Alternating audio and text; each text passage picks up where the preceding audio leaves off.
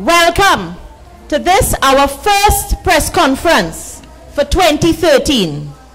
It will be the start of many if necessary, because this afternoon, the people who are in this room represent the widest cross-sector of farmer group presidents and officials and representatives.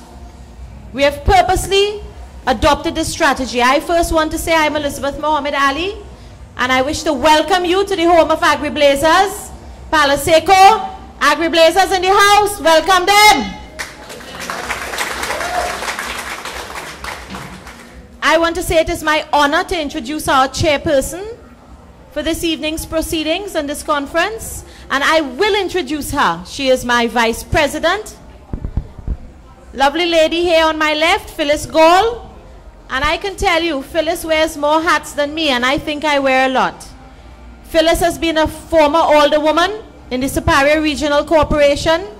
She has her master's in finance. She has been the vice president of my society alongside another woman I cannot do without when it comes to service to our society, Vidya. Vidya is in the house in a bright pink jersey sitting quiet in the back there. I want to say that our chairperson, Phyllis, will show you why she is the chairperson for this proceedings. Phyllis? Thank you, Madam Chairman. Farmers, I want to just acknowledge some of the people who are here this evening, who has gratefully, graciously come to hear what is happening with their own business, and plenty happening with it. I want to recognize Mr. Richard Bikram, Section 34 from Central, Mr. David Pampanen, Valencia Farmers, Mr. Krishandat Suknanan, one of the most knowledgeable human beings in farming that you could ever meet. When you want to pick his brain, put him in a corner. Ask him anything you want to know. Mr. Suknanan is from the Baxter Hall, Grand Couva area. Mr. Avinash Singh, the Vice President of the Felicity Group, one of our stalwarts who has always been with us. I want to recognize Mr. Keith Herbert, Kenny J from Erin. He doesn't only sing, he says to me, he's a farmer as well.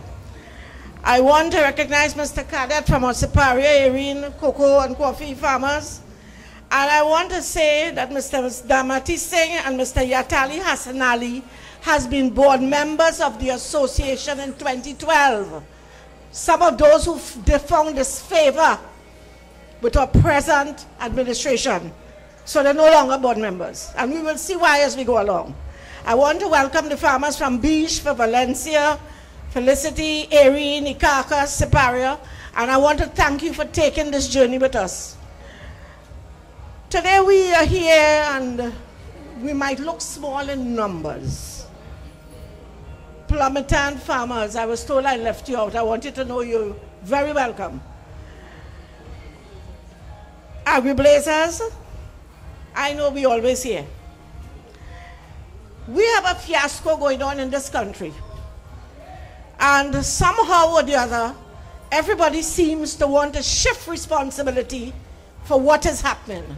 It is nice and easy to stand and say, I ain't responsible.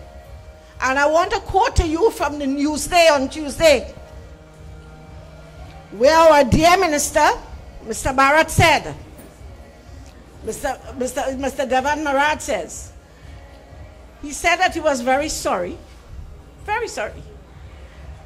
He said the fiasco throws aspersions on the legitimacy of those elected to govern.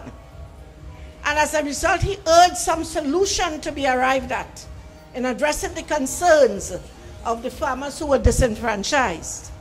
Despite his disappointment, he says, he is legally barred from taking any action against the ASTT or against those elected.